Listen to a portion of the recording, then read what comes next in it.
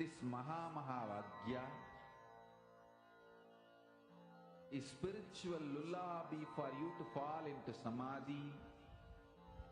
Suprabhatam, wake up song for Paramashiva to wake up in you. Just remember this one powerful cognition. This Mahavagya puts me in samadhi. This is spiritual lullaby for samadhi. And Suprabhatam, wake up song for Paramashiva in me. For Paramashiva to manifest. With this one spiritual powerful cognition, chant this Mahavagya.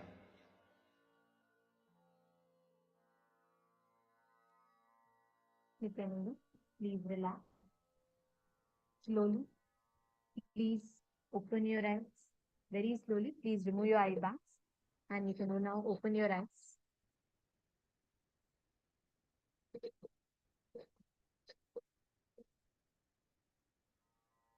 I request all of you to now start describing whatever you saw through the third eye. You could have seen anything. It could be anything that you saw. Whether you saw colors, shapes, pictures, sizes, or anything that you saw, whatever Swamiji revealed to you in the third eye. Please understand, it is what Swamiji revealed to you in your third eye. So go ahead and keep on describing every single thing that you saw, whatever appeared to you in the third eye. Go on describing them. Share how it appeared, what you saw, and what were the details of what you saw.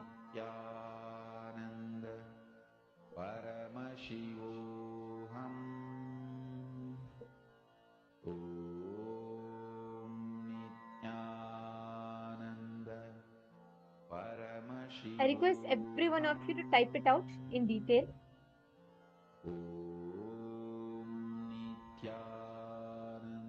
And listen, do not take your mind to, do not let your mind to give you its logical analysis. Oh, it could be this, it could be that, it could be this. No. Instead, whatever Swamiji is revealing to you is what Swamiji is showing to you. With that in your inner space, sit with a decision to manifest. Intensely, with the will, conscious will in your inner space, decide to sit and manifest. Okay, I see different people have posted different answers. Okay, so shall we verify what was the exact image that was projected? I request all the participants to please go ahead and post whatever you saw in your third eye. Come on, Ma Agama Priya, Ma Irin Lemos, Ma Istak, what was shown to you? What exactly did Swamiji show to you in your third eye? Please take a moment and please post that.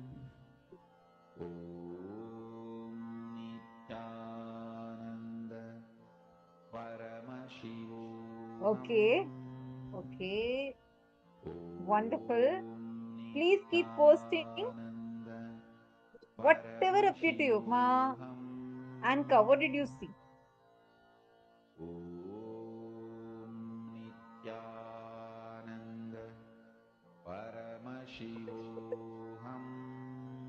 Whatever was shown to you, please take a moment and please post that.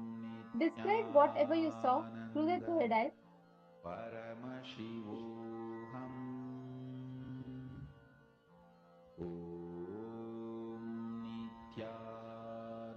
It's okay, Master. Describe. It's okay even if it's too many images. Describe.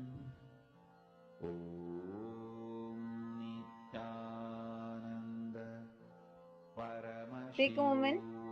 All the participants that are sitting here with us, please take a moment now and please post whatever Swamiji showed to you in your third eye. And the Mahavakya.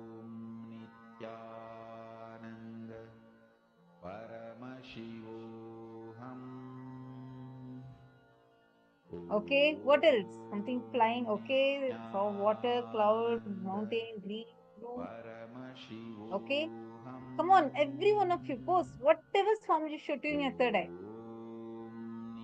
describe whatever came to you. Actually, the first thing that comes to you, that's why you should start verbalizing it.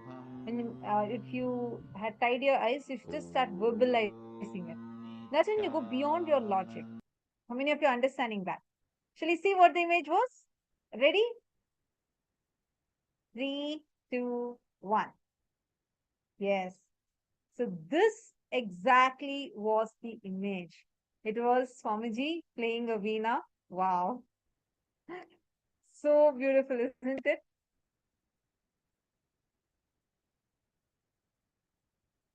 Okay, so Mahedi Shlak, you had actually put saying you saw a face in black and white. Okay, there's majority white in this, and there is from let me see who else has posted. Anyone who manifested it correctly? Like you got it spot on, or any one of you saw Swamiji, but you thought, maybe that's my logic, and you didn't tell.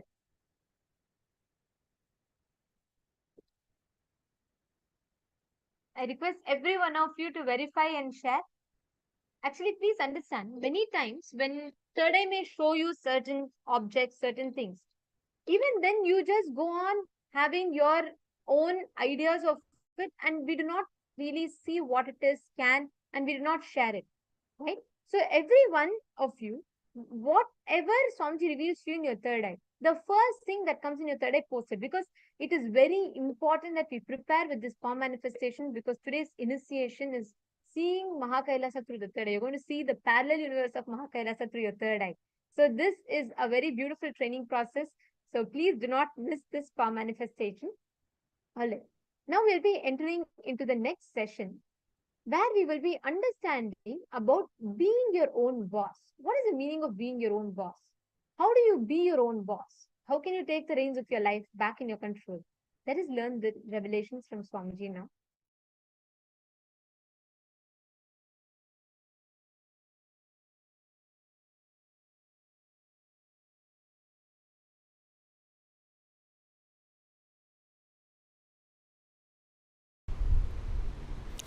The idea you carry, the idea you cherish, the idea you enjoy, being your own boss. What do you think as being your own boss? That need to be corrected, aligned. The first principle is correcting, aligning the blueprint. Drop the paper and pen. First listen. I don't think you need an enlightened notebook after the program. You need an enlightened being after the program. I know what I want, but still I am not able to manifest. Be very clear. You do not know what you want. You are hardwired to manifest what you want. If you are manifesting difficulties, sufferings, and torture, that is what you want, be assured. Be informed that is what you want. I am not insensitive to you. I am sensible to you. I am not insensitive to you and your suffering. Understand? Your ideas about being your own boss needs acid wash. If you cognize yourself as bound by your boss and you create a logical ideas and visualization, fantasy about being boss, suddenly, some way, you get the power. You will only be bossing around, you will never be boss. Understand? Bossing around is different, boss is different. Still in your cognition you are a slave, but you got the power then you will be bossing around. The first principle, acid wash your blueprint with completion. Understand? Whether you want to manifest wealth, whether you want to manifest power, whether you want to be your own boss, starts with the first principle. What is being your own boss? You decide your health. You decide your whole day. You decide what you should do, you should not do. Above all, you decide your mood whole day, how you should be and how you should not be. Deciding not just your moves, deciding your moods. Understand? Not just deciding your moves, deciding your moods too. Be your own boss means not just deciding your moves, deciding your moods.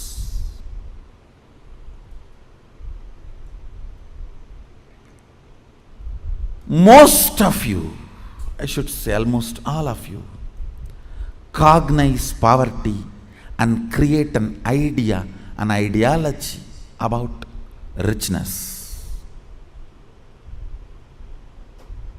Cognize slaveness, but create theory and theology about freedom.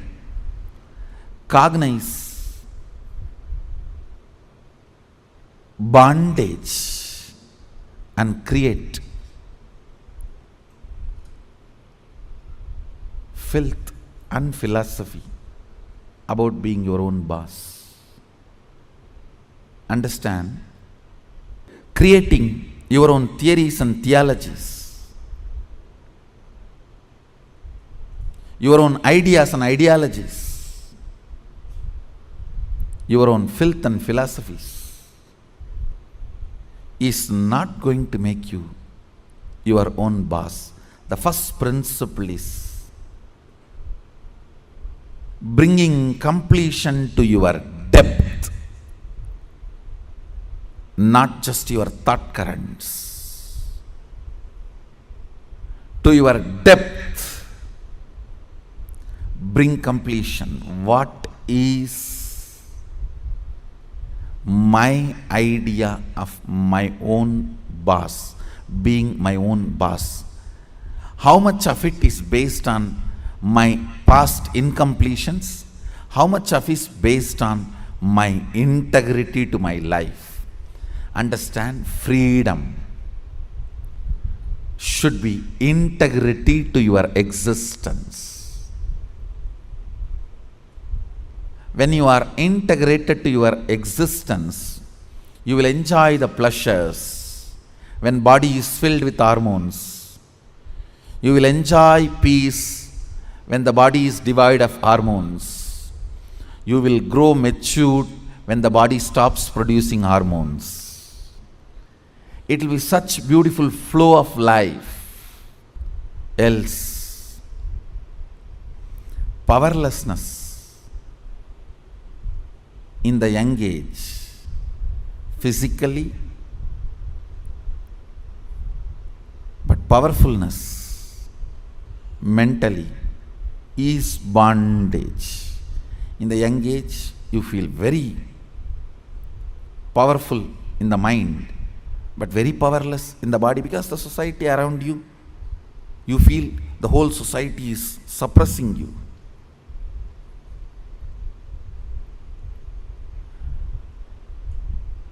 When you are old, the whole society gives you freedom to do what you want, but you become powerless physically. This whole conflict will not happen. Understand? The whole conflict will not happen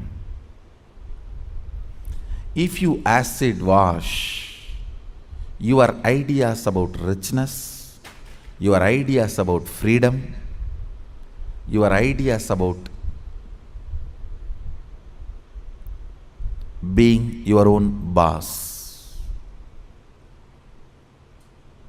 Being your own boss is not deciding when you will go to your office or when you will go to golf club. It is all about deciding whether do you really need golf. The stupid game.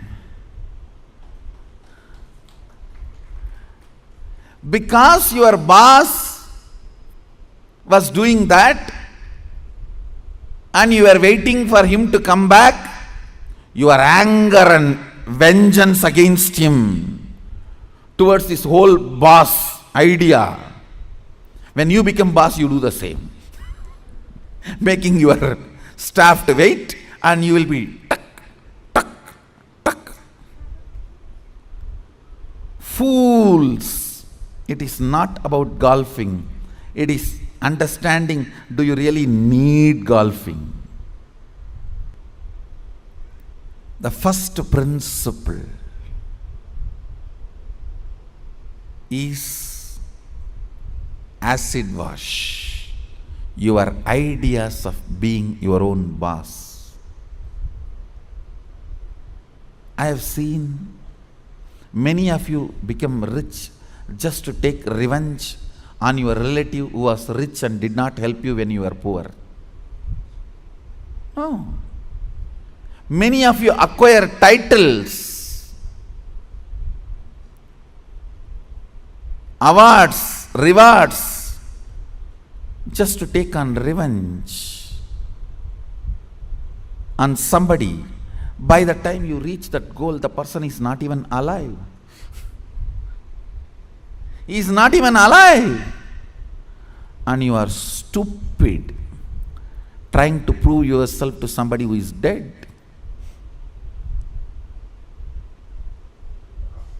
Look around and look in. Look around and look in. What is your depth? Understand your length. Logic creates ideas. Your breath, heart converts that ideas into ideology. Your length, logic creates theories. Your breath, heart converts that into theologies.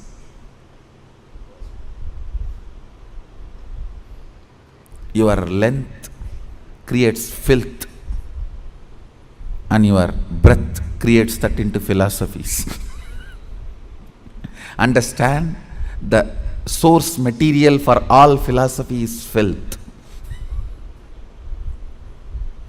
It's not, I am doing some poetic verbal play. It's truth.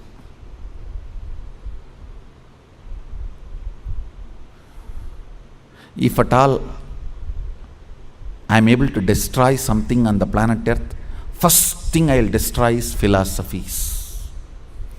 Philosophies kept human beings away from philosia, darshana, the reality.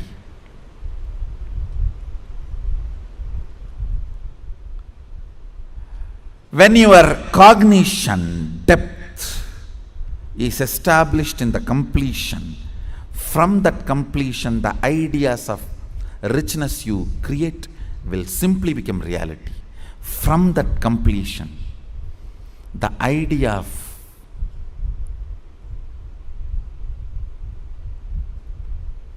power you create, you will simply manifest. From that completion, the idea of being your own boss you create, you will simply manifest it. Understand? As I said, richness is not always grid bound. Most of us do not even understand there is something called off the grid richness. Experience. Understand? A person with 10 crore grid bound richness, a person with just 1 crore plus inner awakening, off the grid richness is surely much more richer.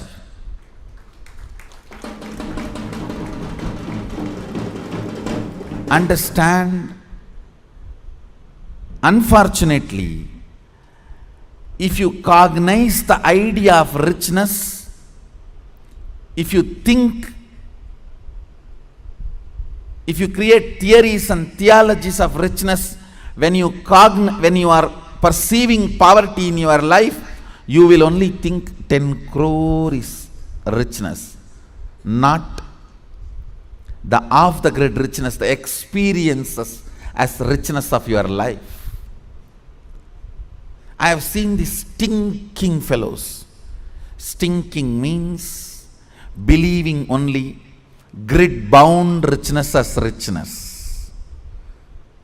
Stinking with money and no experience of life. When you leave the earth, when you leave the planet, your experiences carry you, not the grid bound wealth. Understand? Grid bound wealth is useful as long as you are grid bound. Death is the greatest freedom you receive from the grid. When you are off the grid, it is your experiences that will be counted as your richness, not the grid bound richness. Grid bound richness is great as long as you are bound within the grid.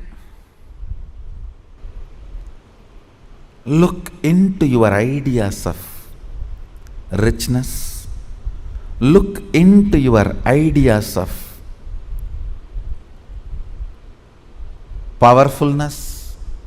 Look into your ideas of what is being your own boss. The moment I utter the word be your own boss, you think I can design my whole day, all my moves. But you don't understand. You will be real boss only if you can decide mood of the whole day also, not just moves of the whole day.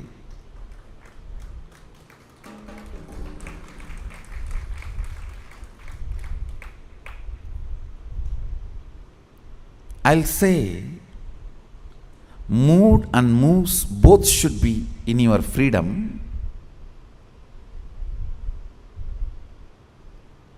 If I have to choose, I'll choose the moods than the moves. I'll choose the moods than the moves.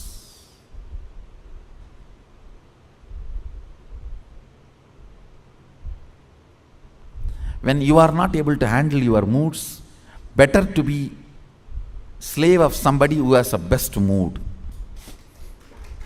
That is 1,000 times better than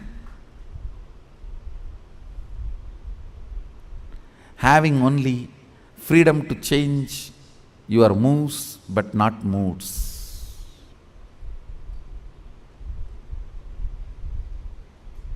Few minutes.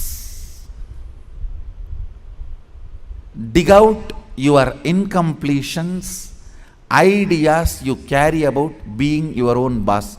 If you suddenly win a lottery and from tomorrow, no why tomorrow, today, from today, you are your own boss, what are you going to do? How is your life is going to be?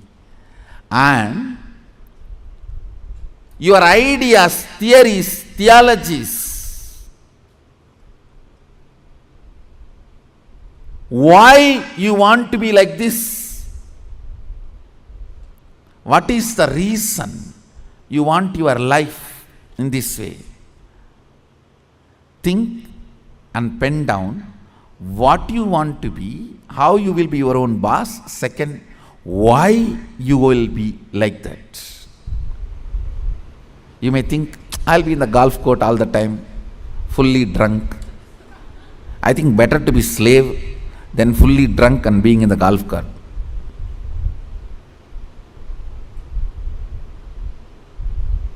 Why you want to be like that? Because that is what is your idea of being your own boss when you were slave.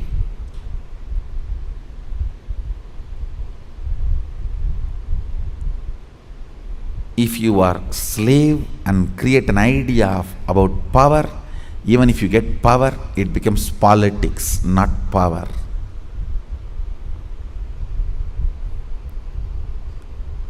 If you have an idea of poverty and you get wealth, you don't become wealthy. Wealth stinks around you. That's the reason we are poor. Look into your ideas of poverty, ideas of wealth, ideas of slavery, and ideas of powerfulness, ideas of being a worker, ideas of being your own boss. Write first ideas. Second, ask why that idea got developed into your system. You will understand your incompletions. Incompletion means the past thoughts, emotions, patterns, hangovers, residues sitting in the present and suffocating you, not letting you live your future. Understand? Even if you live richest life as per your imagination which you developed when you were poor, you will not be living rich life. You will be living the rich life as you imagined when you were poor. It will only be the poor man's rich life. It will only be the worker's boss life. It will only be the slave's free life. More than richness, you need to understand what for you need rich life. More than power, you need to know what for you need power. More than being your own boss, you need to know why you want to be your own boss. The first principle is acid wash your incompletions. I'll lead you into the second principle after this. So take few minutes and pen down why you want to be your own boss. What do you mean by being your own boss? Pen down the answer for both the questions. What do you think of being your own boss, your ideas, and why you want to be your own boss? Please pen down answers for both the questions. The second principle, understand? I'll repeat the first principle. First principle is acid washing your idea of be your own boss and why you want to be your own boss, what you want to be and why you want to be. Understand?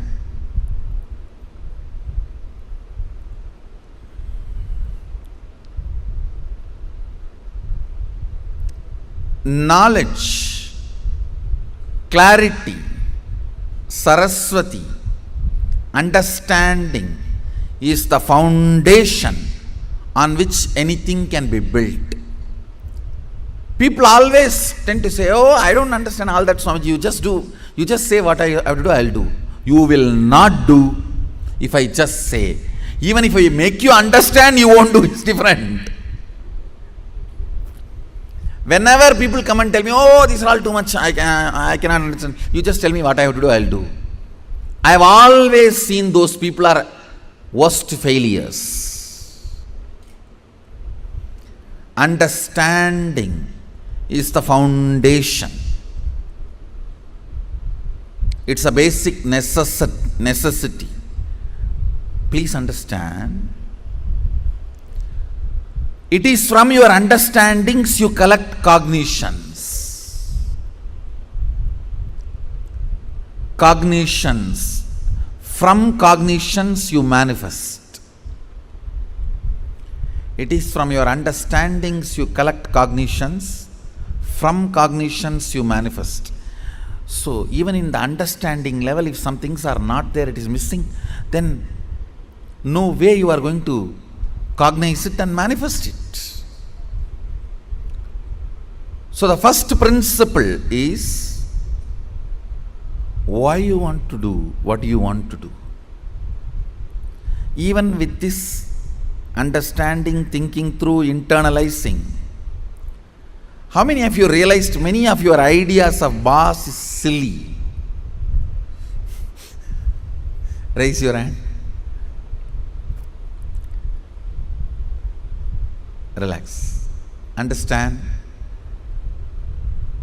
If you cognize you are sexually suppressed and your idea of freedom, the moment you grow up and get your freedom, first thing you will do, you will become a womanizer. If you cognize you are deprived of food, playing, anything,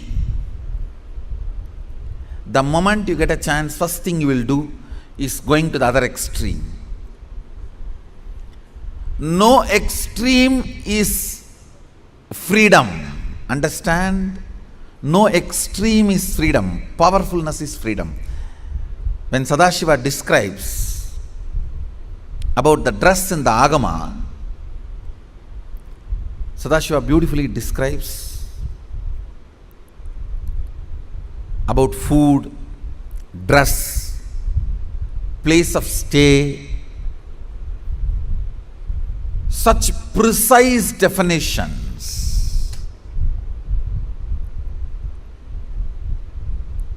If you are new to Hindu tradition, I will introduce the word Agama. Agama means Sadashiva expressed, Devi received, and Vishnu adopted that as a software to run the universe. Agama is oldest and most updated software to run the universe.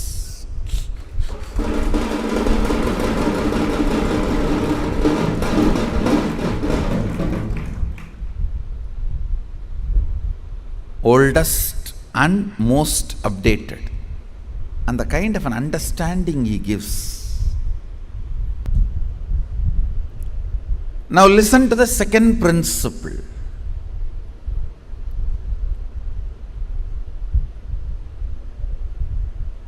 Neither your ideas about being your own boss is right, nor they are wrong.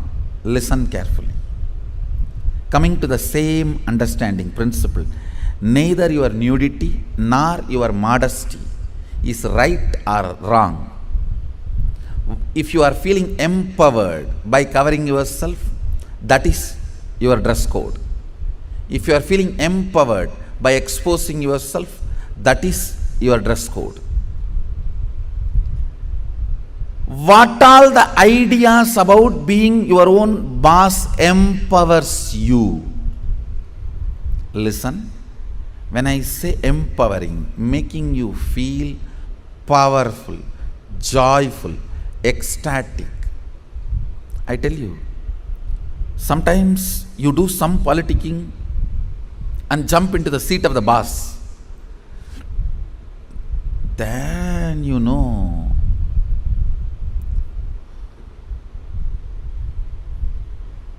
from where you jump to where. Potato felt the pot and the water in the pot is too hot and it jumped into the fire.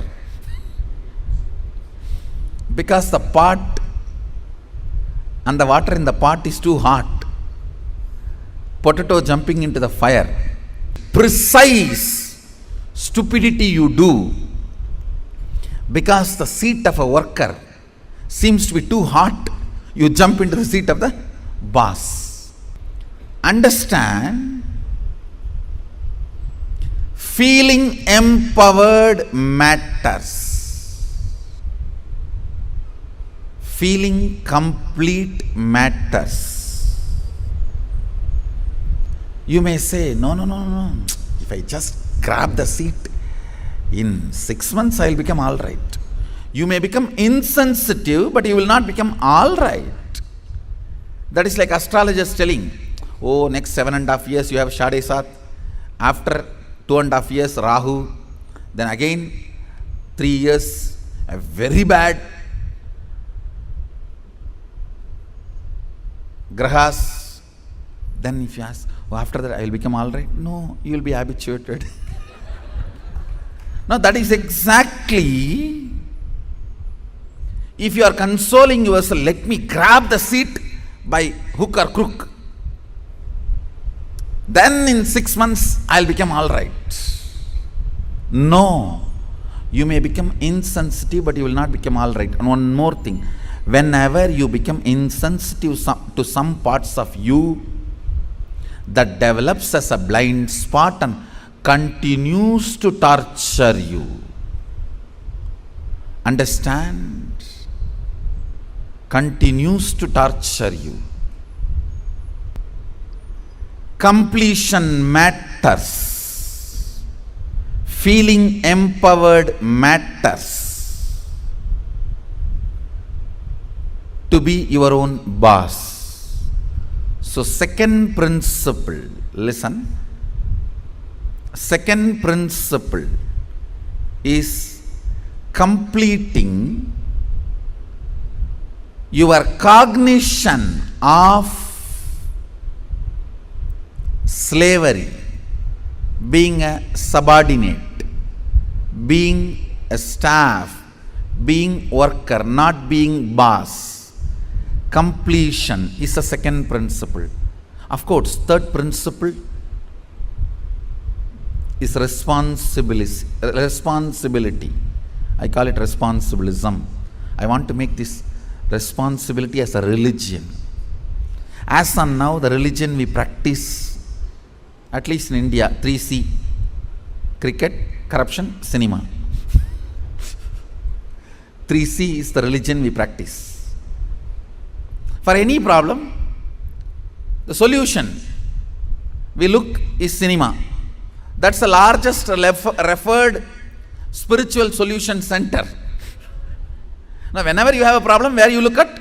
In that movie how he does, in this movie how he behaves.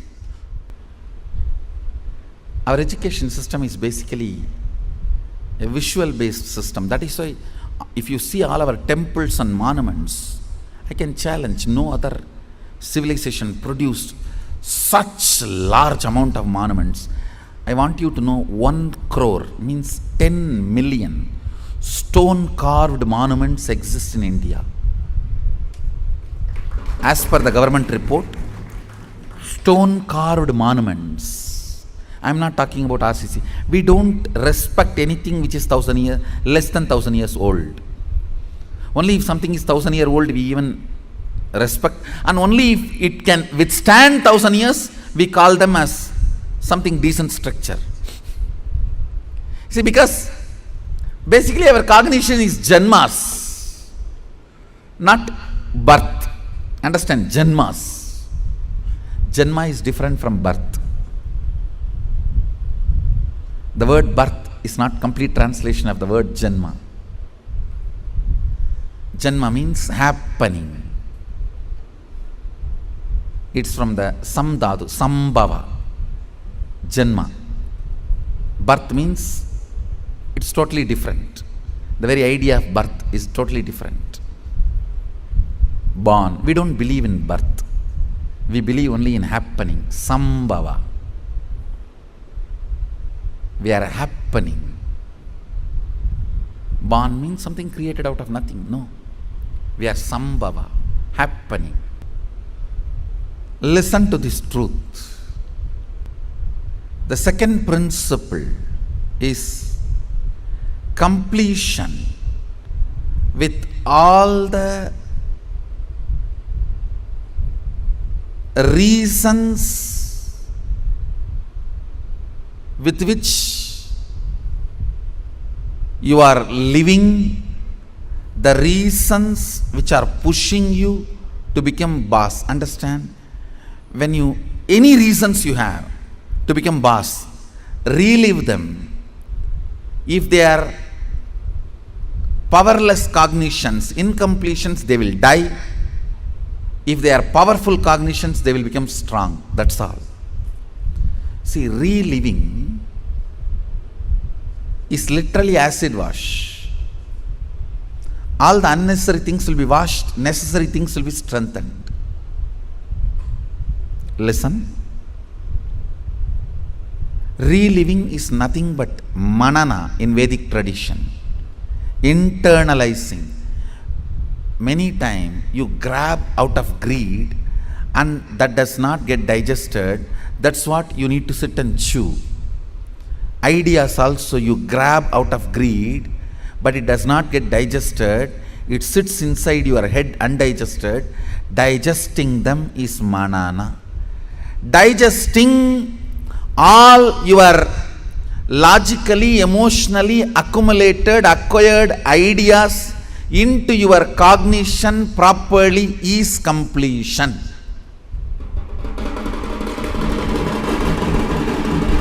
Understand? In your length, logic, breath, emotion, visualization, the ideas, concepts you grabbed, dumped, cognizing them rightly into your depth, making them as right cognition by manana, reliving, is completion. Understand? I am redefining completion. When you relive all the ideas you have again and again, all the ideas which makes you powerless starts dying down. They lose power over you. All the ideas which makes you powerful become stronger. They start growing in you.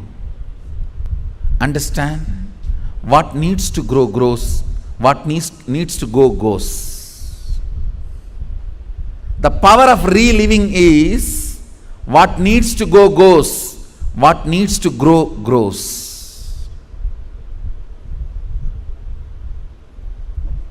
Add or, reliving, something goes, something grows.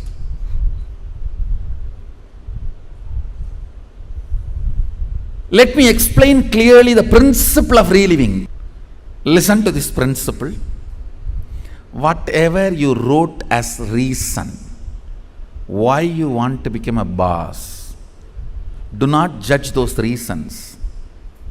Just sit and relive the situations when you took those decisions. Just relive them. Means visualize and see again and again exactly as it happened. In which situation you decided you have to take revenge on this fellow by becoming boss. I will throw my visiting card on his table. I will throw my visiting card on his face. I will throw my shoes on his face and my tie on his neck and tighten the tie. You may have what all I don't know. The situations during which you took the decision to become boss, the reason you want to become boss, relive them. Whatever you wrote, can you just read for few minutes so you can understand what I am saying and enter into manana, reliving. Now, relive every situation in your life in which you decided to become your own boss.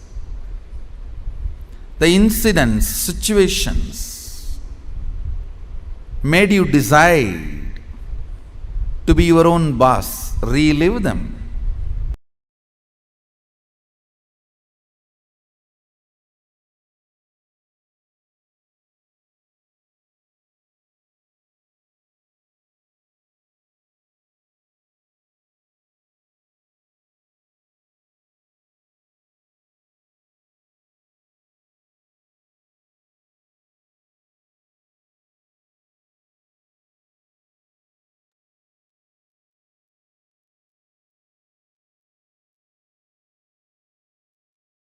Nithyanandam, Nithyanandam to all the participants who are sitting with us here again today. And we all just learned from Swamiji about a very powerful topic about being our own boss. But what exactly is being your own boss? How can you manifest? How can you actually become your own boss? And how can you have that as a good effect in you? How can you powerfully manifest that in you? As Swamiji says, the first principle of being your own boss is correcting the blueprint you have inside you. Correcting what you cherish inside your heart, what you cherish inside yourself. When you cherish something, when you cherish something inside yourself, at that time you manifest it outside you as well. Whenever you hold a perception about certain people or about a certain thing, at that time that is the blueprint which you carry inside you. And when you carry that blueprint, you attract that and you manifest that. You manifest that into your reality. As Swamiji says, all of us are hardwired to manifest what we want. So when you bring completion to your depth, when you bring completion to your thought currents, at that time you cherish the right things. You hold the right things inside you and you're able to manifest what you really want. In fact, Swamiji says that it is not that we don't manifest what we want, it is that we are not clear of what we want to manifest. When we are clear that this is what I want to manifest, when all our 4 images are aligned to what you want to manifest, at that time you do manifest that. Yes. So all of us want to manifest our reality.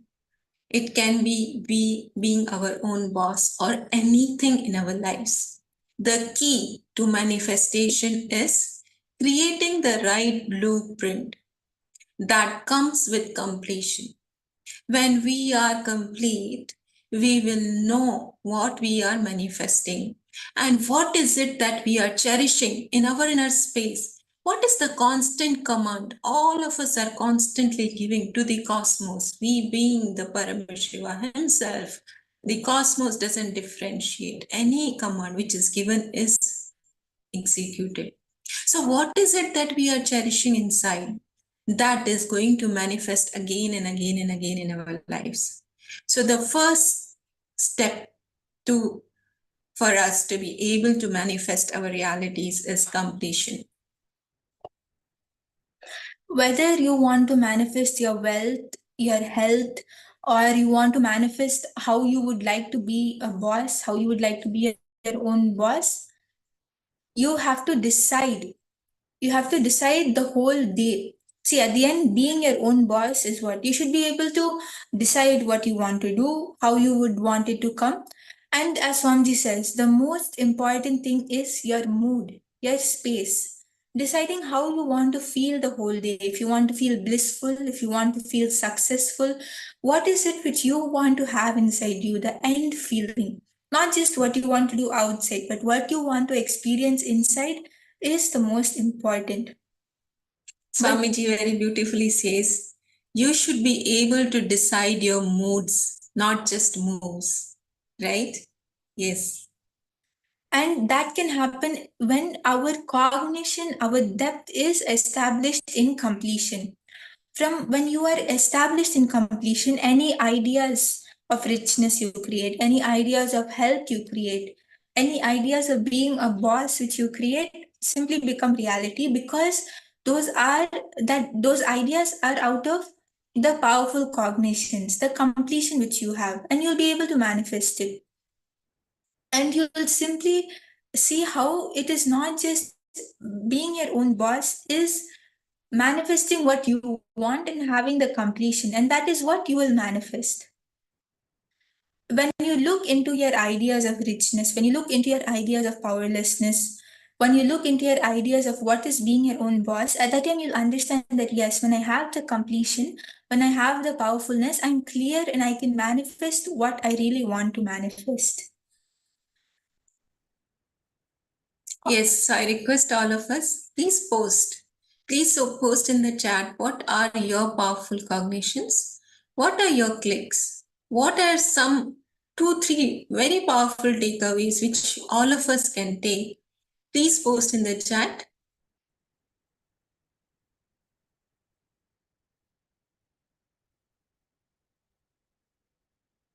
Ma Sumati, Ma Iqbal, Ma Anka, all of you can post. It'll be very nice to hear from all of you.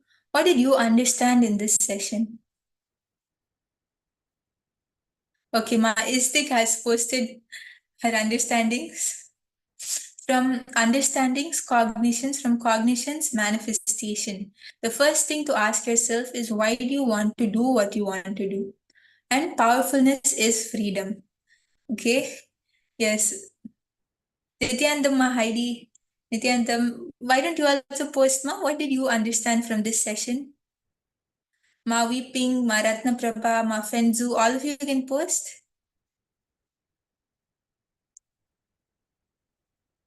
How beautifully Swamiji says, feeling empowered is very, very important, right? Whatever we are doing, how are we feeling inside? Are we feeling empowered? That feeling of empowerfulness will come when we are complete. That space of completion will give us that feeling of empowerment.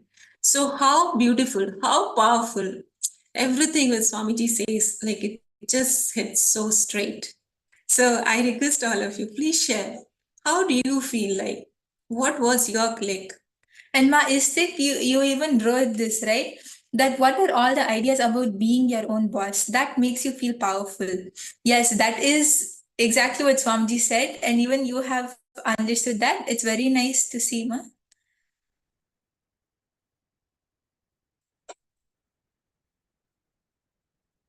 Why all of you can post. What did you understand from this session? Let's take a few minutes and please share with us.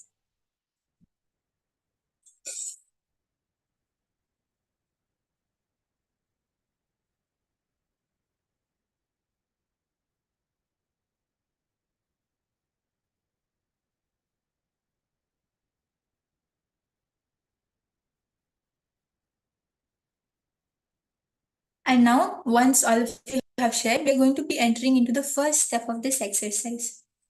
You're all going to be taking a few minutes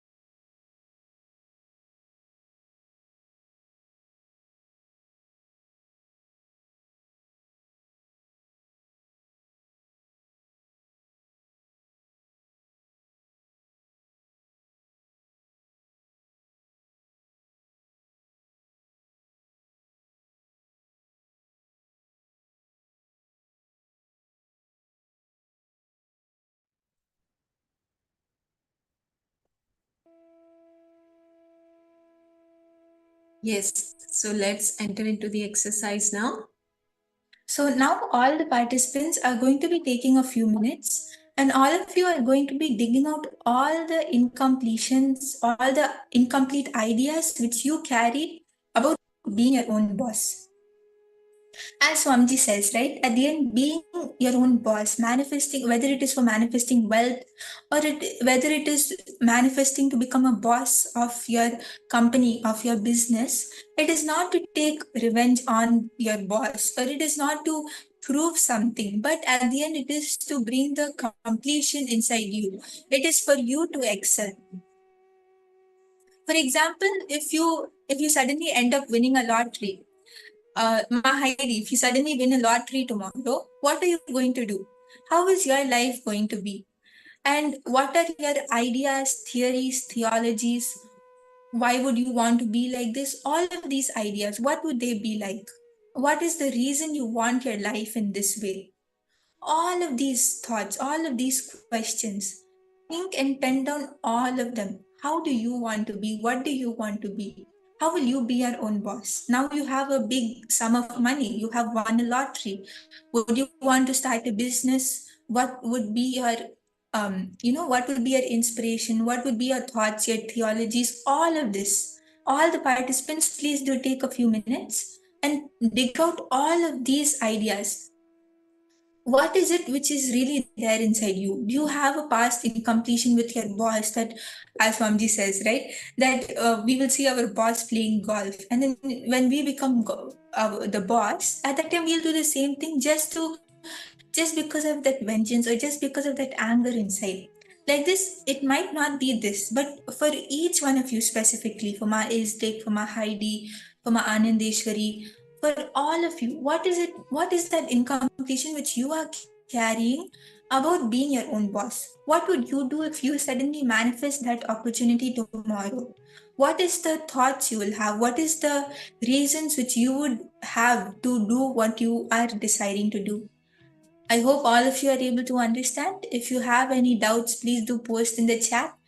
Otherwise, please start penning down all of your incompletions. If you have any questions, any doubts, please post in the chat. It's very important to dig out why we are doing what we are doing. Why do we need to be, why we are aiming to be our own boss? It should be out of completion. If there are any incompletions, they need to be ticked out and completed. So this exercise is very important.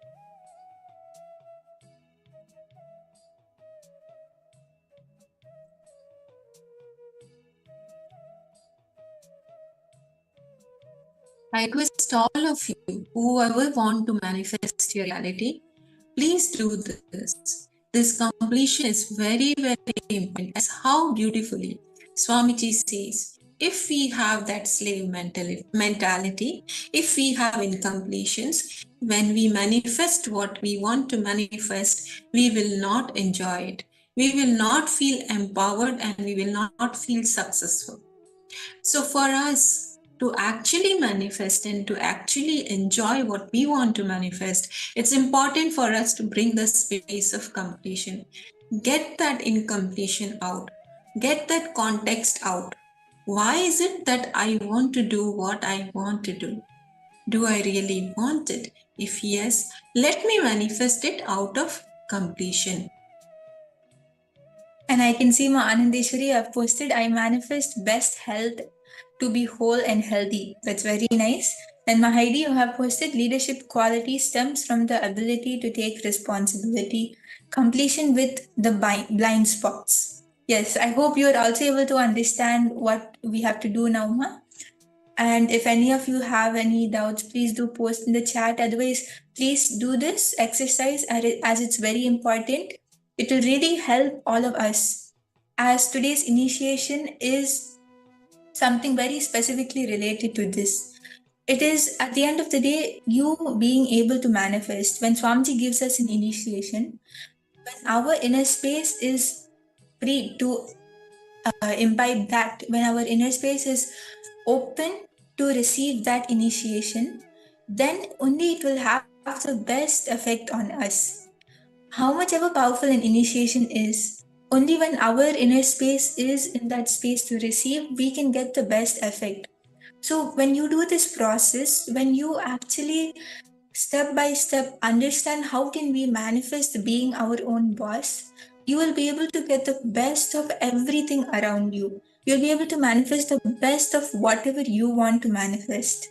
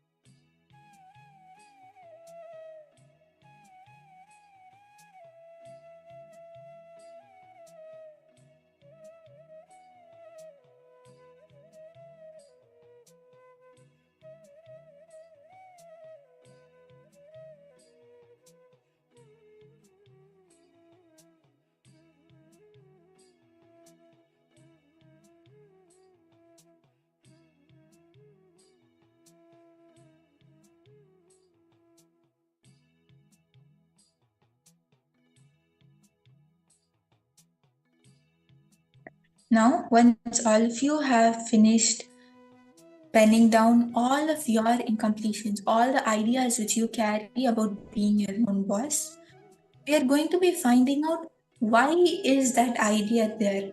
Why would you want to be like that? For example, after you become your own boss, after you get that opportunity, you want to open a big business, you want to you want to become a big entrepreneur and you want to head many other companies, or you want to become a big you want to manufacture toys, or you want whatever it is which you want to do. Why would you want to be like that? Ask yourself why that idea got developed into your system, and you will understand your incompletions. As Swamiji says, incompletions means all the past thoughts, emotions, patterns, hangovers, and residues sitting in the present and suffocating you, not letting you live your future. You will understand all of these thoughts. You will understand all of your incompletions. You will understand why do you have that incompletion. All the incompletions that you penned down just now, you will understand why do you have them. So please do take a few minutes and find out why that idea got developed into your system. Why would you want to be like that? Why would you want to manifest what you just penned down? I hope all of you are clear on this very important term here, incompletion. If any one of you don't understand, you can please ask. Basically, incompletion always leaves powerlessness inside us. And it is always coming from some unpleasant experience we have in past. And it always impacts our future. That affects our perception, our experience about self, about world, about God, about everything.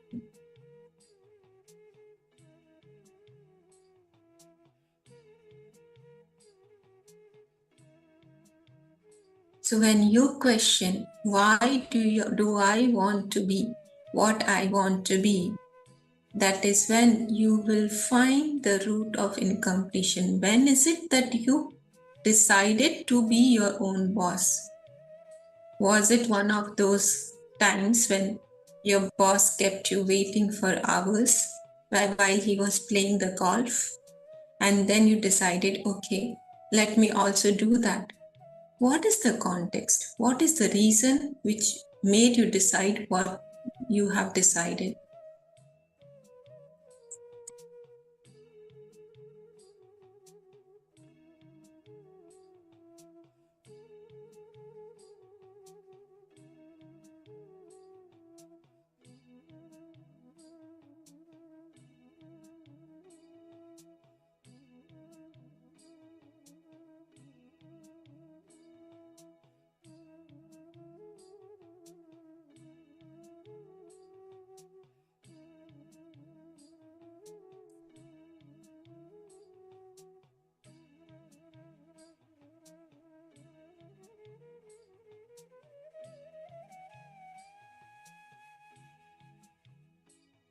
As Swamiji says, that when we have the incompletion, when we have an incompletion inside us, even if we are living the richest life, at that time we will only be living what we imagined as a rich life, which is the poor man's version of a rich life.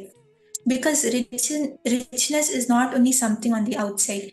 Richness is how much you empower yourself inside. It is how high you hold your standards for you inside. When you have a powerful inner space, when you have a complete inner space, that time you will actually have the richness. As Swamiji says, a person with 10 crores, no empowerment, no powerful cognition inside, versus a person with just 1 crore but having that powerful inner space, the person with 1 crore is much more richer than the person with 10 crores because he has the eternal wealth inside him. He has that powerful, complete inner space. At the end of the day, when we leave the body or when we go to a different loka, this outer world wealth, the 10 crores, is not going to be with us. Only what we have inside us will really come with us. So even now, understanding that once you manifest your reality, what is it which you really want to work on? Completing with all your incompletion so that you can see what is the true wealth you want to manifest.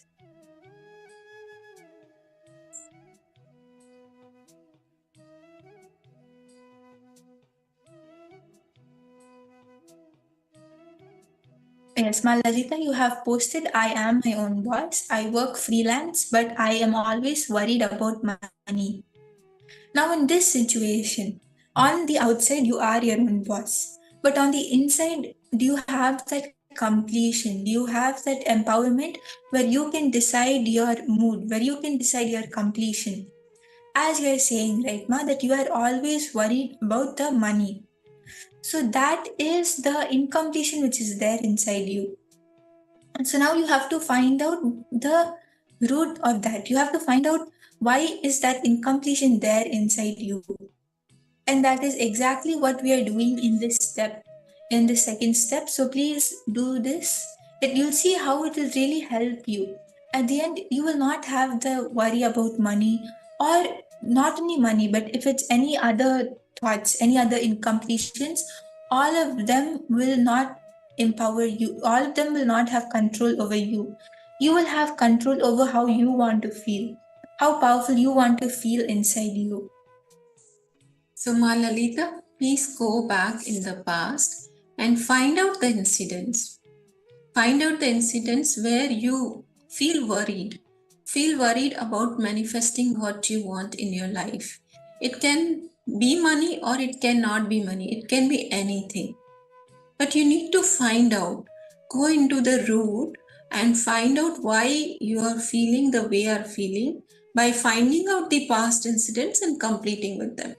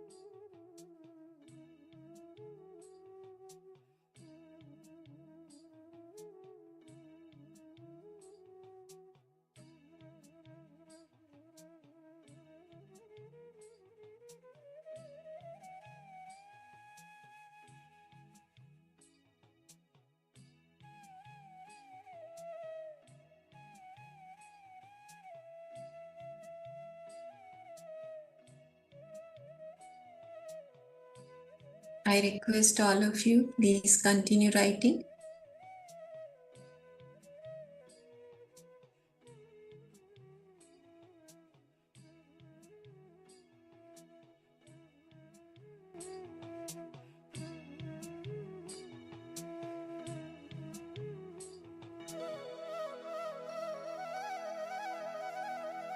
Yes, Mayonana and Ma Heidi, I like few of you have said that the screen is not clear. I hope it is clear now, and I hope you're able to see the screen properly.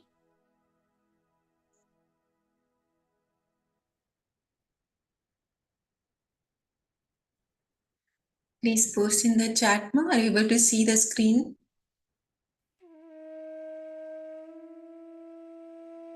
So now, once all of us have finished the second step, we are going to be moving on to the third step. In this step, we are going to be completing all your incompletions. You're going to be completing your cognition of the slavery inside you, about being a subordinate, of being a staff, being a worker, of not being a boss. Whatever you wrote just now about why you want to become a boss, do not judge those reasons. Just sit and relive the situation when you took those decisions. As Swamiji says, neither your ideas about being your own boss are right nor are they wrong. Feeling empowered matters. Feeling complete matters, not the ideas. And you'll see that when you sit and when you relive all the situations in which you took those decisions, means reliving all the situations in which you took the decisions of why you want to be your own boss. When you relive them, reliving and remembering is different. Reliving is going back to that you, 1 year back, 2 years back, going back and seeing, actually reliving the whole thing, feeling yourself in the office or wherever you are, going through those emotions again, having those thoughts again, seeing your colleagues or seeing your boss as you saw them at that time, actually going back and reliving the whole thing. When you do that, you will leave whatever you have to leave. Whatever is not important, whatever has to leave you will leave you, and whatever has to stay will stay. So I request everyone to please take a few minutes and relive all the times when you took the decision of why you want to be your own boss.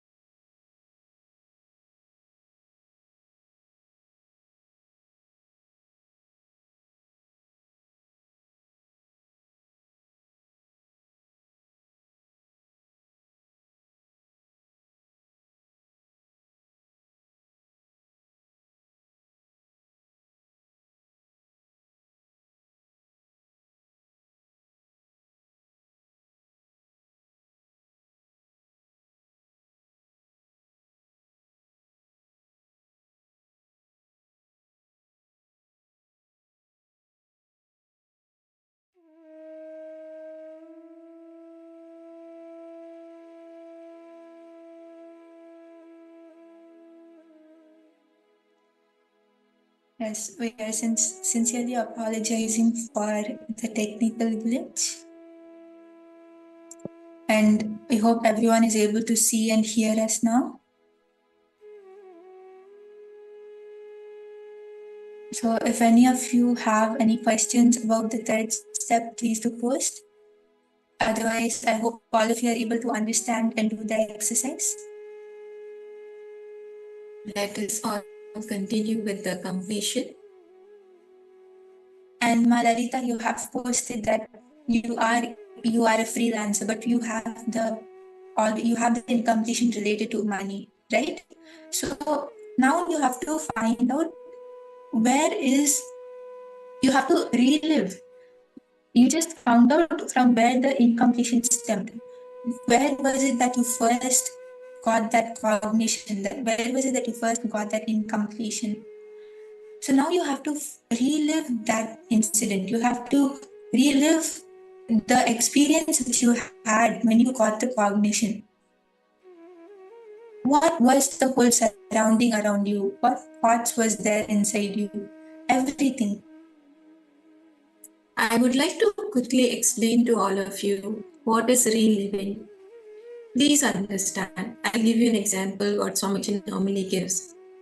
If a 7-year-old boy, he goes to a beach with his father, and there he sees a man being murdered. So after this boy grows old, after he's 40 years old, still this person is very scared to go to the beach. He's not comfortable to go to the beach.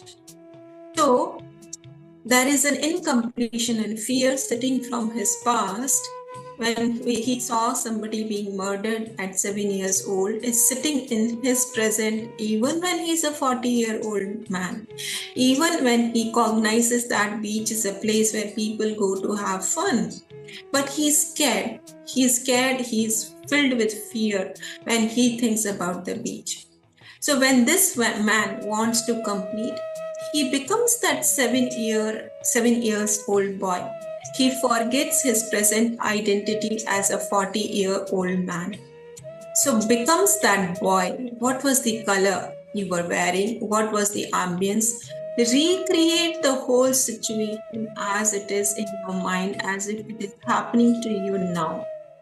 Forget the present completely. Forget even the context that why you're reliving. Forget everything.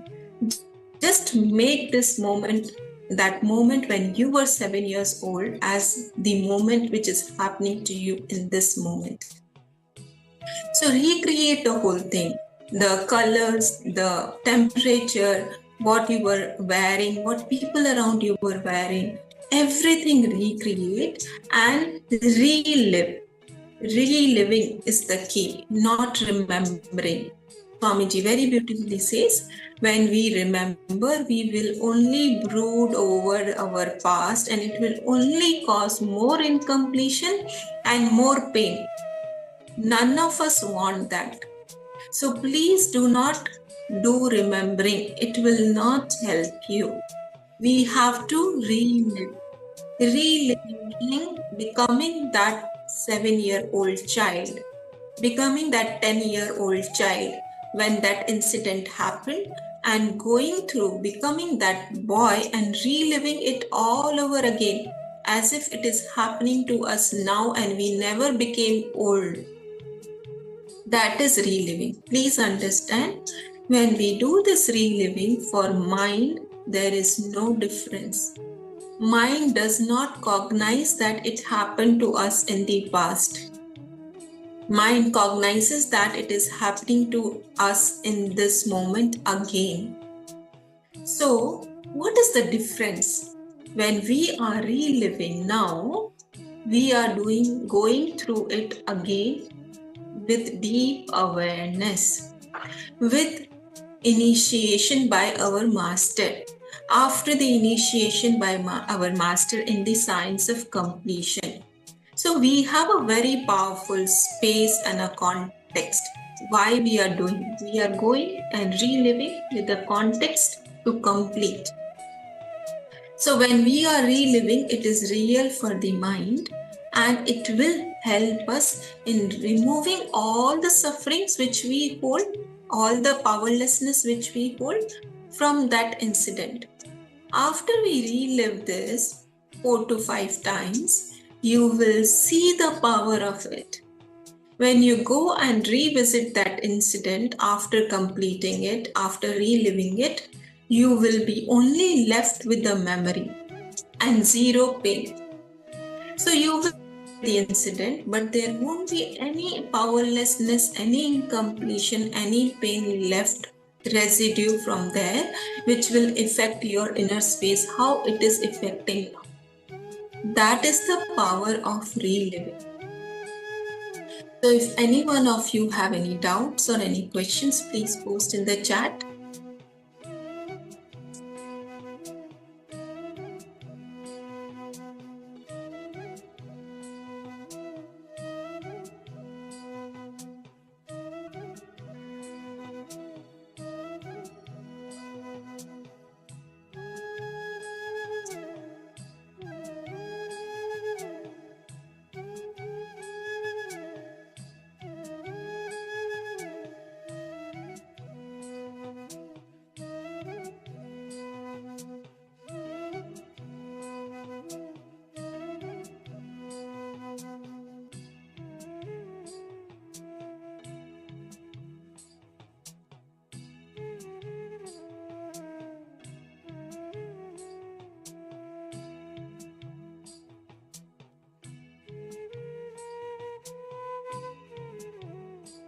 Malalita, you have posted, right, that how when 12 years ago and when you were in another place, at that time you started getting the incompletion towards the money.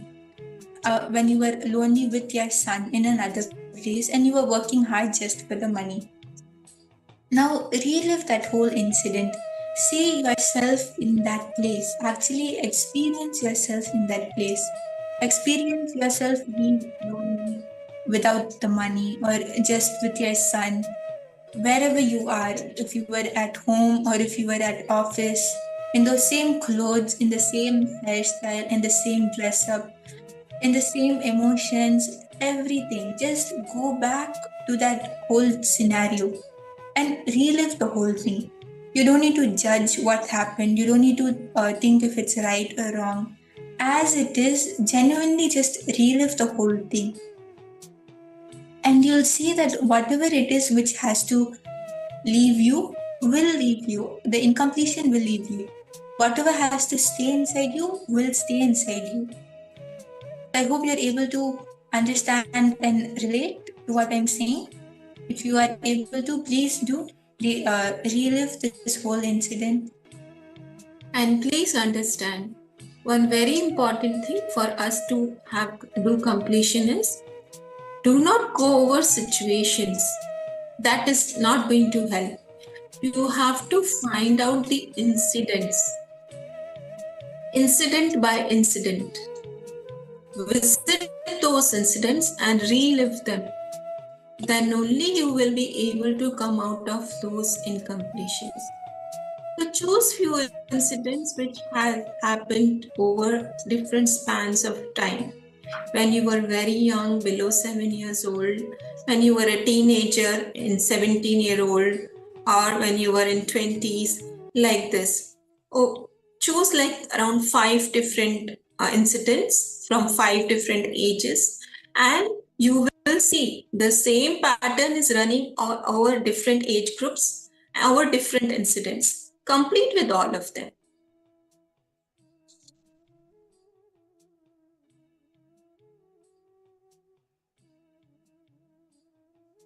Now, once we have finished reliving it, we are going to be moving on to the next step. In this step, we are going to be understanding. See, all of us have to understand one thing, that the end result is going to affect only us. Even though we try our best to push it on someone else, at the end of our life, it is going to be affecting us. Well, we don't have to stand and give justifications at the end, we don't want to be standing and giving justifications and reasons. We want to be standing and declaring our victories. So we are going to be understanding what is it which really matters in our life. Who is it that really matters for our life? That person would be either someone who really empowers you, or someone who you really look up to, and because that is the person who you are going to be seeing as your boss, and you're going to be understanding that this is when I become a boss, when I become my own boss, this is how I will be. You're going to be finding out all those people, all those personalities, and you're going to be declaring that only the guru should be your boss. Other than your guru, nobody will want you to be your own boss. So you should only look up to your guru. Whether it is the boss at your office, or whether it is a big personality who you look up to, all of them will want you to keep them as your boss. They will all want to be your boss. But it is only Swamiji, it is only the Guru who will want you to be your own boss.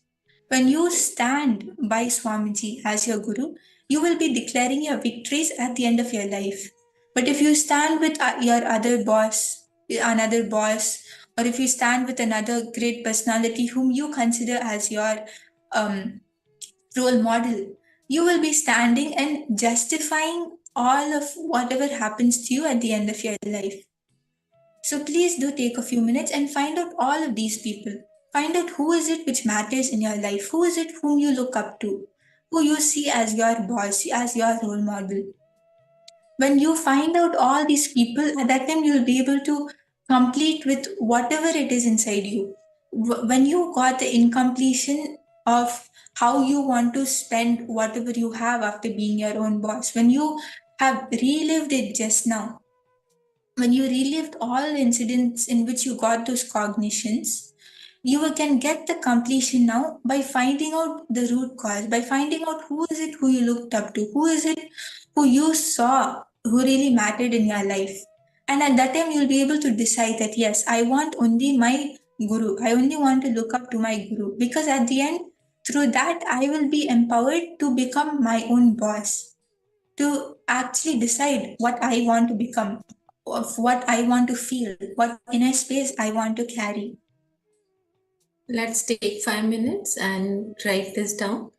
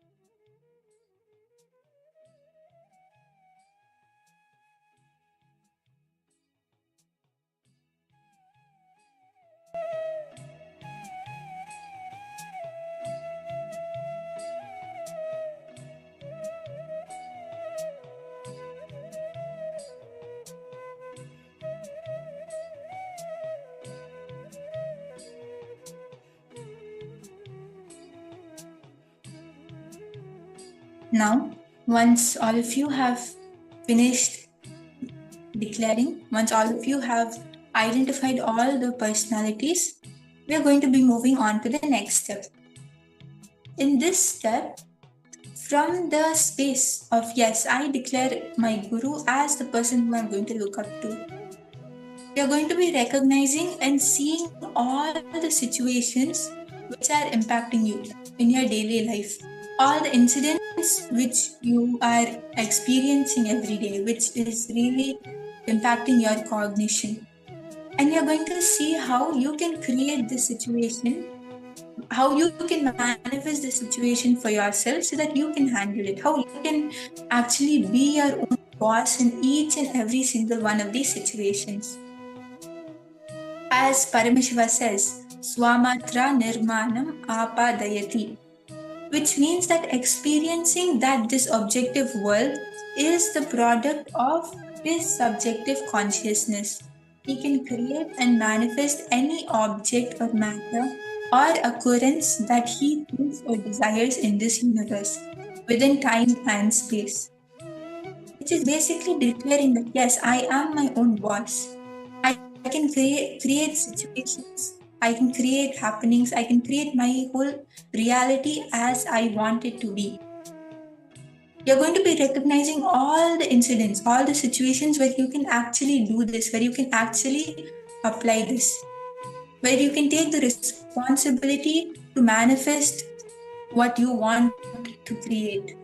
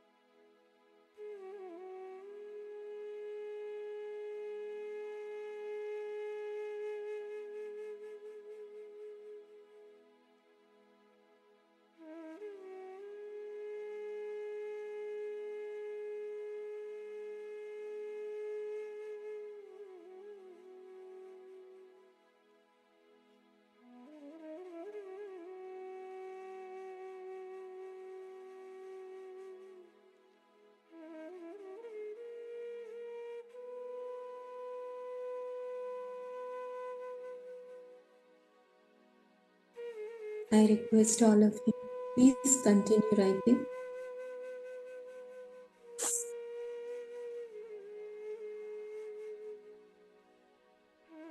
Let us all decide to have complete completion, and we will see, we will be able to manifest our realities. So please sincerely continue writing.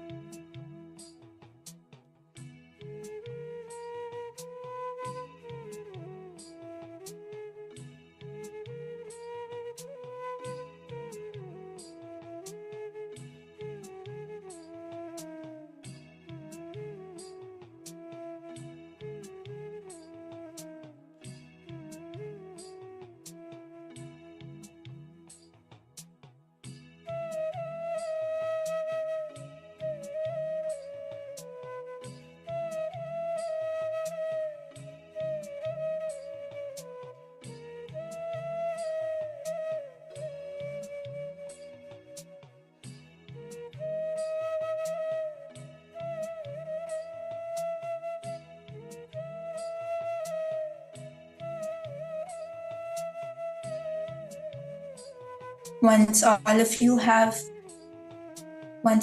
have finished penning down, please do post in the chat, as this 5-step process is a very important process. You will see how much it benefits you. At the end of the day, you will be able to stand and declare yourself victorious. You will be able to declare yourself as your own boss, not on the outside, but even inside. So Ma Lalita, Ma Anandeshwari, Ma Heidi, Ma Orienta, Ma Shukrendrana, I hope all of you have finished the process and you have penned down all the steps. And we are now going to be moving on to the power manifestation. And in this round of power manifestation, we are going to be manifesting the power of consciousness over the silicon. Yes, let's all get ready. I request all of you, let's all get ready for the power manifestation.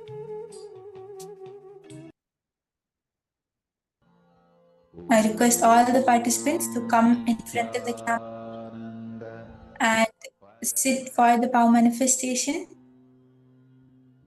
We are now going to be starting. And in this round of consciousness over the silicon, we are going to be manifesting the power of unlocking the phone without touching it. And how does this power work? Basically, the science of this power is this circuit is not through our third eye. As Swamiji tells us, the circuit for this whole power is not through the third eye, which is basically the length, breadth, and depth dimensions. All of these dimensions have to be plugged into the third eye. But this specific power of consciousness over silicon is through the Muladhara chakra, the root center. So even if you feel that you have a corroded, eroded third eye, even if you feel that your third eye is full of toxins, you will be able to manifest this power. In fact, Swamiji says that any body alive, any living being can manifest it, because this power is directly your consciousness over matter. And consciousness is basically there in any person who is alive. This is connected to the Hara center. The Hara center is in between the Swadhisthana and the Muladhara chakra. And this is above the Swadhisthana chakra and below the Manipuraka chakra. And it is connected through the Mooladhara. So this circuit is applied for any power, anything which you can visualize, you can download in the silicon matter, whether it is texting a message, whether it is locking the phone, whether it is increasing the charge, anything related to silicon. And I request all the participants to please post if you have any doubts regarding this, as this is something very important which we have to understand. Because when you understand a certain cognition, when you are able to actually analyze and understand something inside your cognition, at that time you will start manifesting it. Whatever powerful cognitions we understand, that is what we manifest. And as all of you can see now, the Hara center, the exact spot of the Hara center is being projected. This region is in between your Swadhisthana chakra and your Manipuraka chakra. This is the point where the power circuit is directly connected. Just like how our third eye is there in the Agnya chakra, how we put our awareness there while manifesting, how that is the direct spot where it gets connected to Swamiji. In the same way, this Hara center also is the direct spot of connection. So when you manifest the power of unlocking the phone, at that time you're going to be putting your awareness on this Hara center. Please do see where the Hara center is. All the participants, all of you will be putting your awareness on this center, and you're going to be manifesting just like how you manifest with your third eye. Just like how you manifest third eye reading through your third eye by putting your awareness there. Just like that, you're going to be manifesting unlocking your phone by putting your awareness in this Hara center. I hope all the participants are able to understand.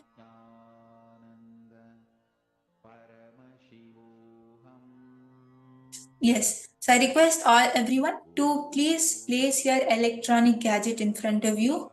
And before that, make sure it is locked, and that your auto unlock or your notifications, face recognitions, voice recognition, all of that is off so that we can keep the manifestation foolproof.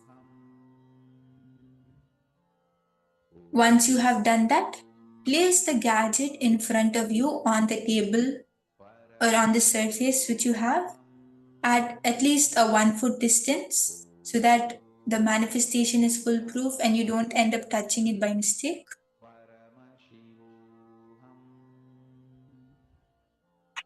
If you have any Aushadha or Jnananjana, if you have the blessed turmeric and chandan powder which we all get energized during darshan, you can even bring that. It will really help you in manifesting.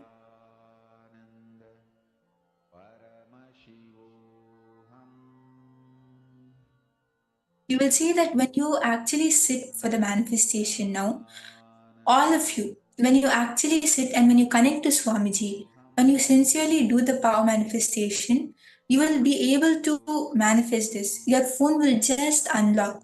You will see that the manifestation actually happens inside you. And you will feel it. You'll not only see it, but you will also experience it. So I request everyone to sincerely sit in front of the camera and sit with your head, neck, and spine in a straight line. You will see that just with your sincerity, Swamiji will come and flow through you. Swamiji will manifest through you. So once all of you have placed your phones in front of you, I request everyone to bring your awareness to your Hara center. We all just saw where the Hara center is. Bring your awareness to that spot. Connect to Swamiji and start chanting the Mahavakya. Let your whole being vibrate with the Mahavakya.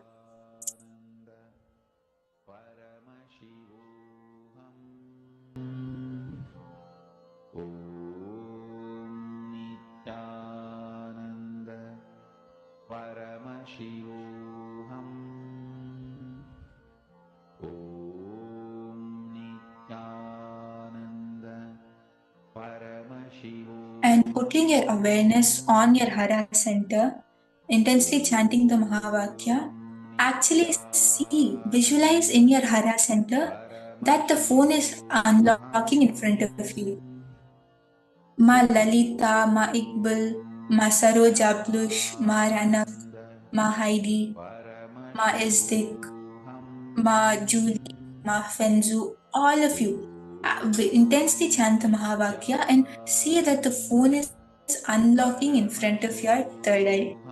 Put your awareness on your Hara center and command the phone to unlock. Visualize that the phone is unlocking.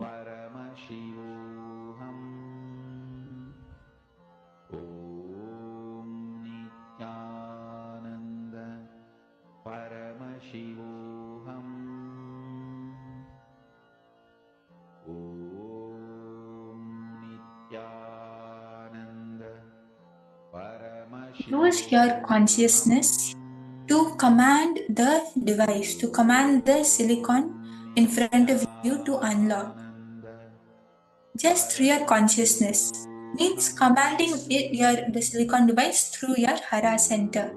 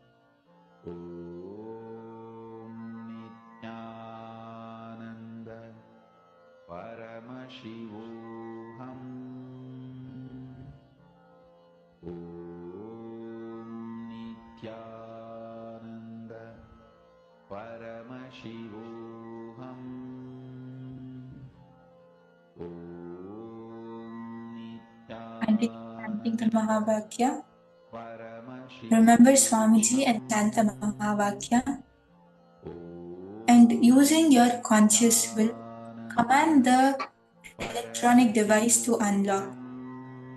Actually see the device unlocking.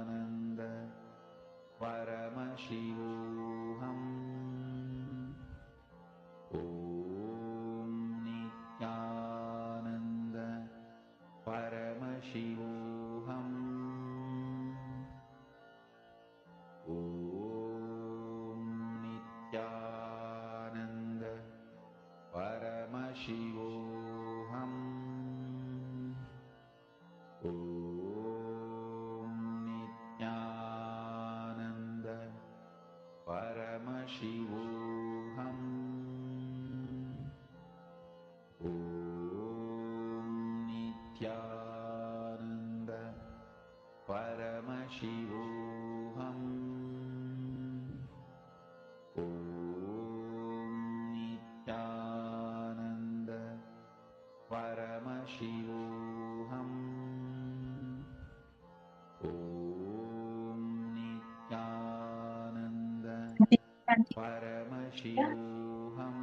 and just using your will, just using your consciousness,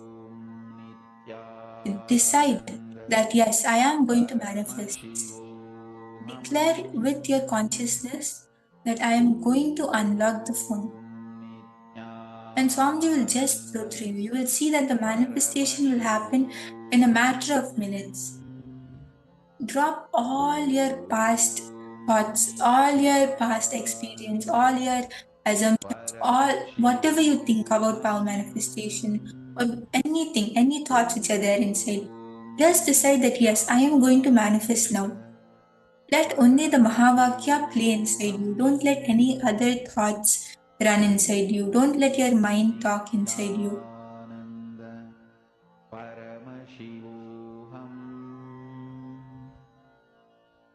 Om Nityananda Paramashivoham. Om Nityananda Paramashivoham. Om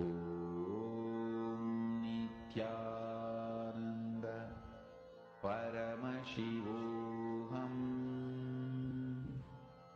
Om Nityananda Paramashivoham.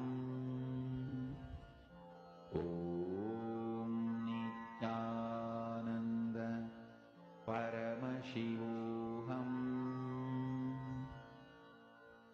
Om Nityananda. Once all of you are starting to see the manifestation happen, when you are actually seeing the phone unlock, when you are seeing it turn on, when you are experiencing the manifestation inside you, please do post on the chat. Post your experience. Even if you have taken a picture or a video, you can post that. Most importantly, your experience of the manifestation. I can actually see that many of you are manifesting. Many of you are intensely manifesting. All of you post your experience. How did you feel? Lalita, your phone unlocked very fast. That is an amazing manifestation. Lalita, that's a breakthrough. You're able to manifest. That's so nice to hear, Ma. Please do post on the Facebook group. And if you have taken video, please do post that as also. It will be very nice to if you can post your experience on KAILASA's Paramashivoham Facebook page so that everyone can hear of your manifestation. And I can actually see that many more of you, Ma Heidi, Ma Anandeshwari, Ma Isdik, all of you were intensely manifesting. So why don't you post your experience of the manifestation? You can post it on the chat and on the Facebook page as well. Ma Kalahantrika, Ma Yin, Ma Priyatma Swarupini, all of you can post. Ma Weeping, Ma Farah. It will be very nice to hear from all of you. How did you feel during this manifestation?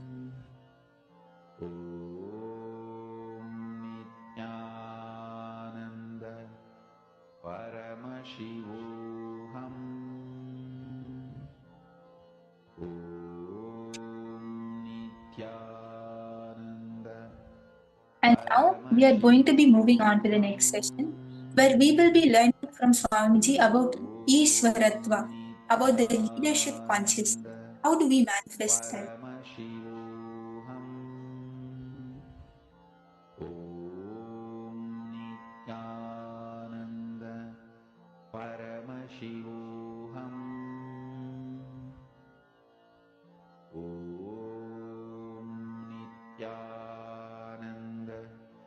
Paramashivoham.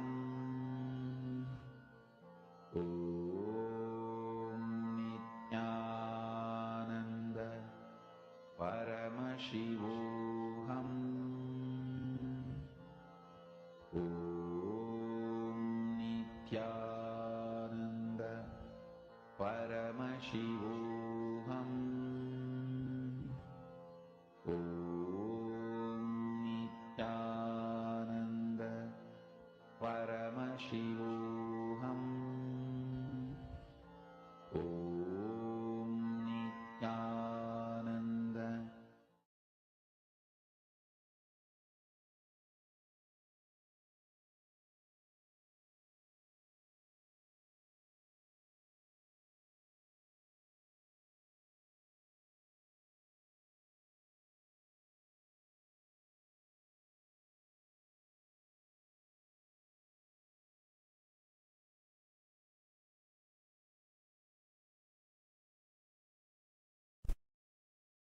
Leaders are born sometime, made many times.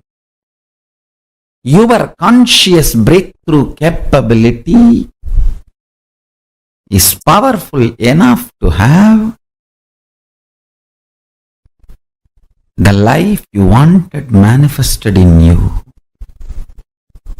It is capable of giving a superconscious breakthrough.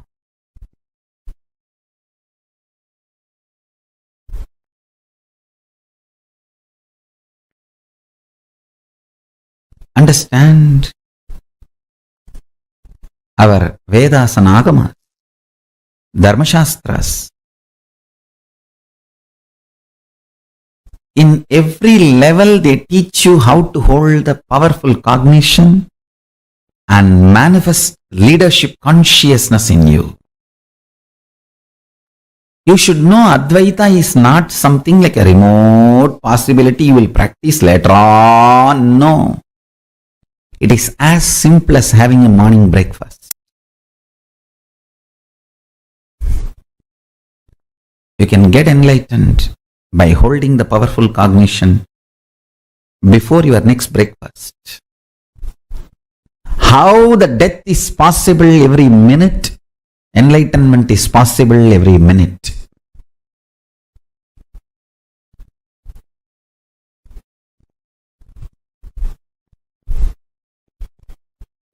Enlightenment is the purpose of life, and listen carefully. He is such a good person, good being. Real non-violence comes by powerful cognition. I want all of you to hold on to that powerful cognition. You are Paramashiva. Even with you, behave as Paramashiva. Even when you are alone in your bedroom, talk to you as Paramashiva. Behave with yourself as Paramashiva. Demand yourself to be Paramashiva. You will be so integrated to His principles, His vibration. Cosmos will feel so good about you. You will feel so good about Cosmos. That is what I call leadership quality. Feeling so good about you and the world and life and everything is leadership. You will feel Brahmanyam Bahuputratam. I am the favorite chosen one of the Cosmos. Brahmanyam Bahuputratam. I am the favorite chosen one of the Cosmos. I tell you. Feeling that is what I call leadership quality. That can happen just by holding on to the truth. You are Paramashiva.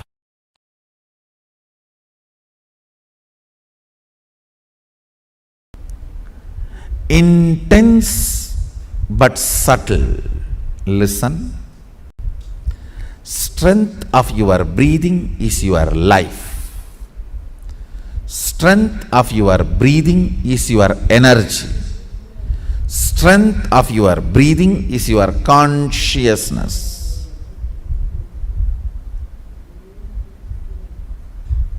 Strength of your breathing is your attention span.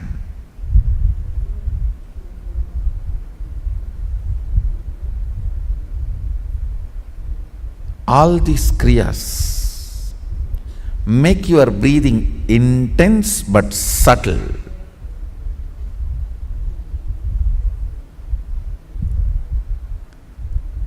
When your breathing is made intense but subtle,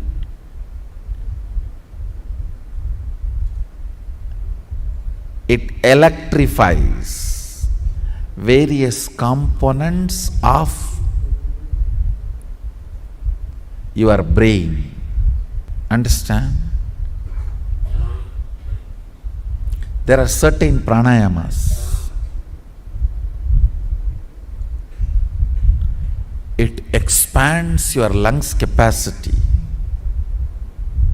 It expands the Anahata Chakra's power, means ability to include large number of people in you without judging. Understand? More and more you judge, more and more you exclude. Ability to include without judging is expanded through certain pranayamas. That is why yogis are always become very loving people. But bondhus, buddhus, there is a next level where you form judgments but you include them. When certain components of your brain is awakened, it's not that you don't form judgments. You form judgments, but you don't include them. You don't exclude them, you include them. Having proper judgments and including them without excluding them is leadership consciousness.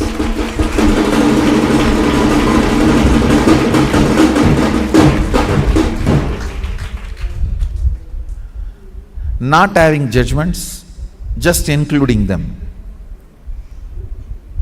you become such fool. Foolishness is not Bolenatha, understand? Sadashiva's name Bolenatha does not mean he is fool, no.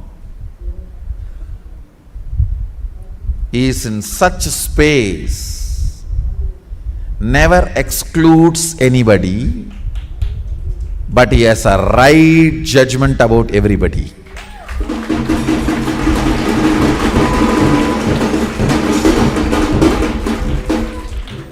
Never excludes, but has right judgments. If you exclude because of judgment, you are violent. You will be lifeless. If you include without judging, you will be fool, getting exploited, cheated, finally destroyed.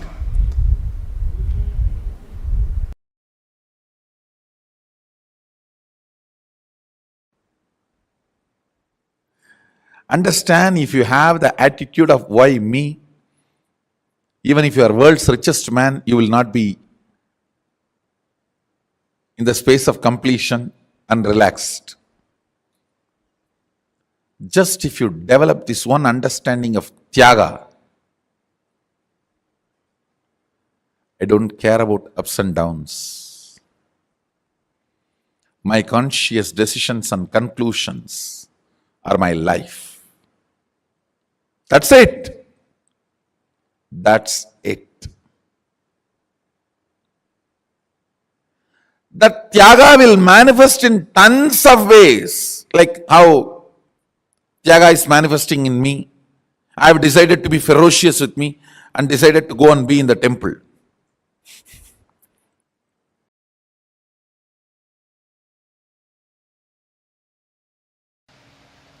Whether it is small or big, only if you make decisions for yourself, you will be complete. And you making decision for yourself should happen from the space of you fitting into the shoes of your responsibility.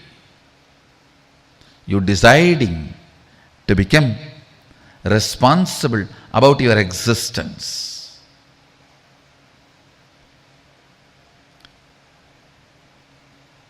Understand? You deciding to become responsible about your existence. You deciding to be complete about your responsibility. This too makes Ishwaratva happen in you. Understand? Nothing. There is nothing to be achieved in the life other than living Sadashiva and making the world live Sadashiva.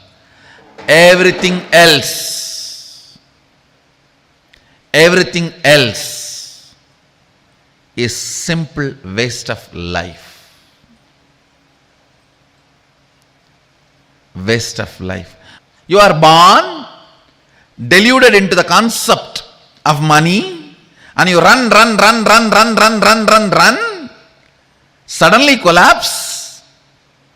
Whether you are successful in saving or not unsuccessful in saving, whether you had it or did not have it, both doesn't matter. You have not even done some good to somebody.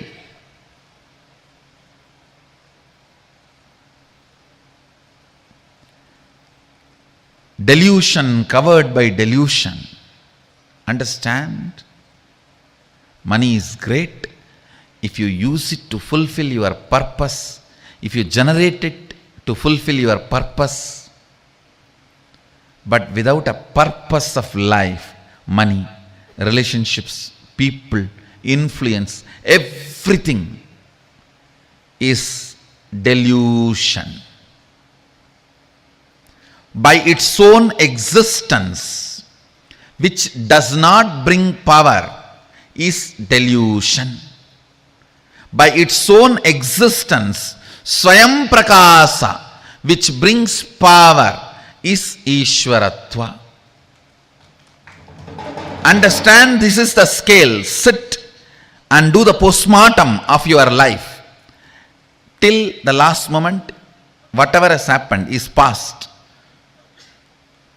Sit and try to do postmortem of your life. What is the component of me which does not empower me by its very existence? What is the component of me which empowers me by its existence? Purpose always empowers you by its existence. Infrastructural support never empowers you by its existence. It can empower you only if it is added to the purpose. Purpose is the one, everything else is zeros. All zeros will have value when the purpose is added to it.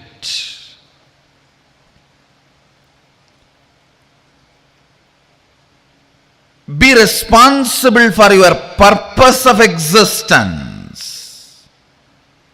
Understand? Look brings beauty, purpose brings personality. Look brings beauty, purpose brings personality. Beauty can never be permanent component of your life. Personality can be the permanent component of your life.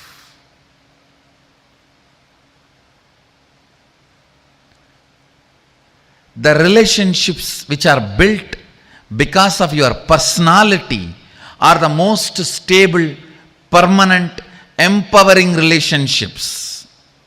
The relationships which are built because of your look will collapse the moment look changes. Look changes every 24 hours. Forget about 24 hours. The distance changes look. From distant looks, just the reduction in the distance takes away the look. So all look-based relationships, look-based decisions will bring powerlessness and instability into your existence. That is choice. Listen, all these words understand. Choices, multiple choices, look-based decisions, unstable relationships. All these words, somehow it will be connected. infrastructure without purpose, influence without purpose, money without reason, all this can go on stealing your life because it is delusion. It will show as if you have something, but you don't have. You don't have. Purpose. Purpose. Purpose. Responsibility for your purpose. That empowers you, I tell you, next secret. All this delusion, the Maya, has no life. Purpose and responsibility for the purpose as life. If the life starts happening, all this just follows you.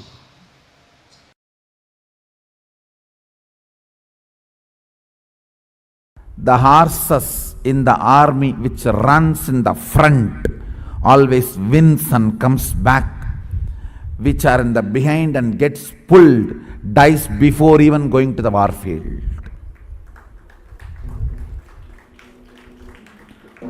Horses in the army which runs in the front, goes, wins, comes back.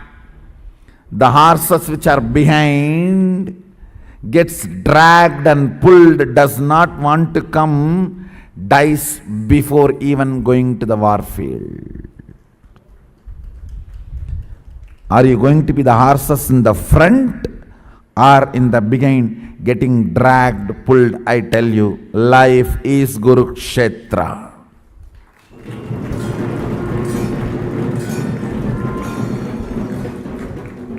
If you decide to be responsible, you are the frontline horses.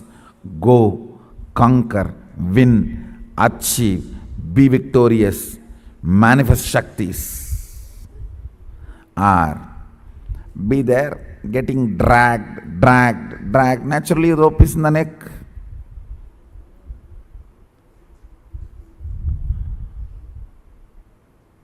Pulled, dragged. Death before even reaching the war field. Unit of life is responsibility. Based on the responsibility you cognize, powers are manifested in you. Understand? Not the cheating. In responsibility also you have an inner image responsibility separate, outer image responsibility separate. Outer image responsibilities, everyone should become Sadashivatva. Inner image responsibility, let's have a big beach house and vacation house and sleep.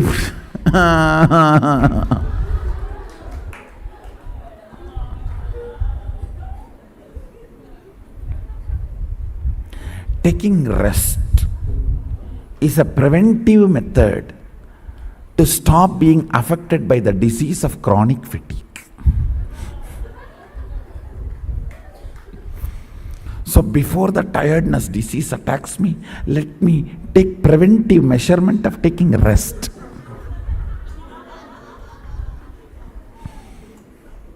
Why are you sleeping whole day? Tiredness disease may come to me. What will happen?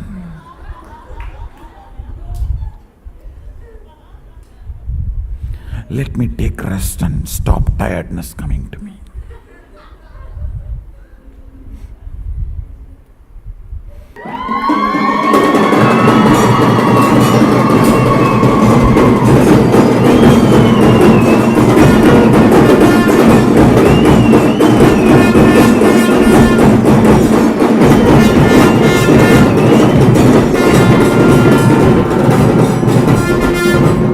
Tongue filled with his name and nose filled with his smell,